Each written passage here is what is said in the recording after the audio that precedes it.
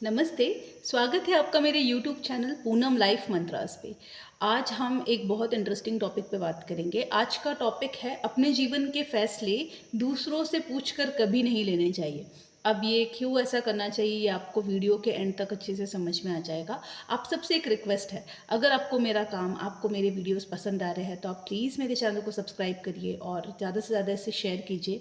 इससे क्या होगा कि पहले तो मुझे बहुत मोटिवेशन मिलेगा वीडियोस बनाने का, और दूसरा जिसके काम की ये चीज़ है वहाँ तक ज़रूर पहुँचे।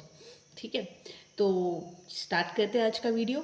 तो देखिए क्या बात होती है कि हम ना कई बार अपने माँ बाप से, अपने भाई बहन से, अपने दोस्तों से, अपने करीबी रिश्तेदार से अपनी पर्सनल बातें शेयर करते हैं और फिर हम उनको बोलते हैं कि क्या मैंने ये चीज़ सही की या मुझे क्या करना चाहिए, आपकी क्या राय है।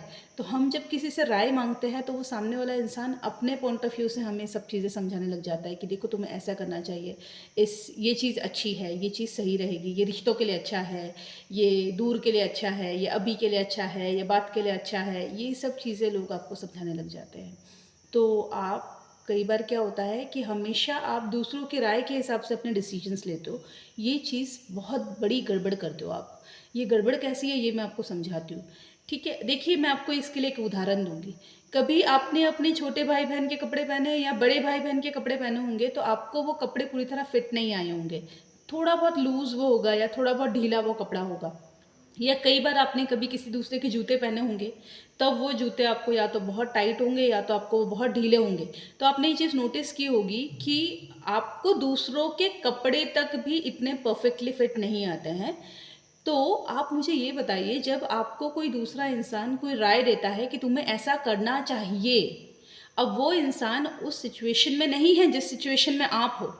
जो तकलीफ़ आप सहन कर रहे हो, जो सिचुएशन आपकी है, जो रिसोर्सेस आपके पास है, जिस माहौल में आप रह रहे हो, वो आपसे बेहतर कोई नहीं समझ सकता है। आप कितना भी रोकर अपना दुखड़ा किसी को बता लो, आप कितना भी दूसरों को समझाने की कोशिश करो कि मेरे साथ ये चीज़ हो रही है, मेरे साथ गलत हो रहा है या मुझे ये फ़ैसला लेना चाहिए या नहीं लेना चाहिए, तो आप जब दूसरे को बता रहे हो तो वो इंसान एग्ज़ैक्टली उसे कभी नहीं समझ पाएगा जो आप बताने की कोशिश करो, क्योंकि वो खुद उस चीज़ से नहीं गुज़र रहा है।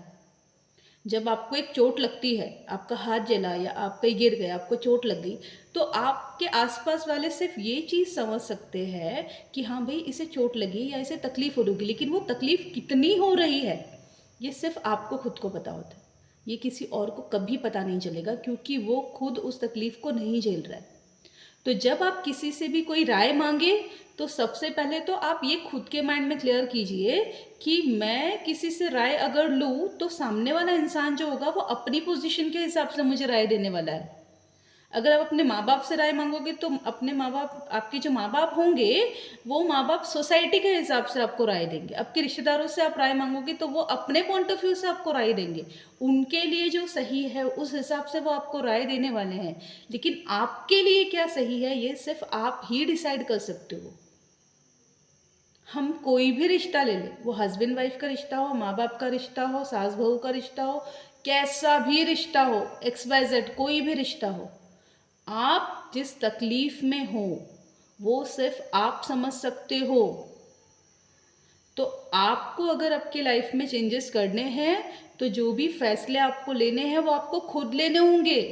दूसरों से पूछकर आप कभी फैसले मत लीजिए।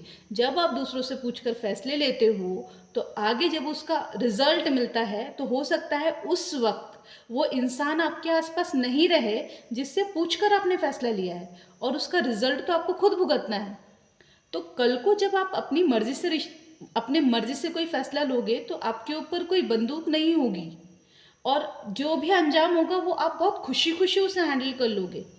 है ना, कि आपका हाथ टूटेगा, आपके गले में पड़ेगा, लेकिन एटलीस्ट आपको ये तो पता होगा कि आपने खुद का डिसीजन खुद लिया। आप सबको ब्लेम करते रहोगे आसपास वालों को कि तुम्हारे बोलने पर मैंने ये किया, तुम्हारे बोलने पर मैंने ये किया, मेरा मन कह रहा था कि मुझे ये करना चाहिए था।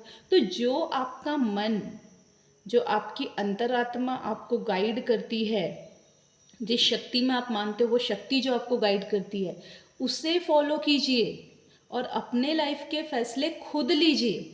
खुद ठंडे दिमाग से सोचिए कि क्या चीज़ करनी आपके लिए सही है, आप क्या पीस ऑफ माइंड के लिए क्या चीज़ सही है, आप किस माहौल में किस तरह से आपके लिए कौन से रिसोर्सेज इंपॉर्टेंट है, आपके लिए कौन से लोग इंपॉर्टेंट है, आपके लिए कौन से रिश्ते इंपॉर्टेंट है, आपके इस फैसले की वजह से आपकी लाइफ में क्या पॉजिटिव चेंज आ रहा है, आप इस पे ध्यान दीजिए।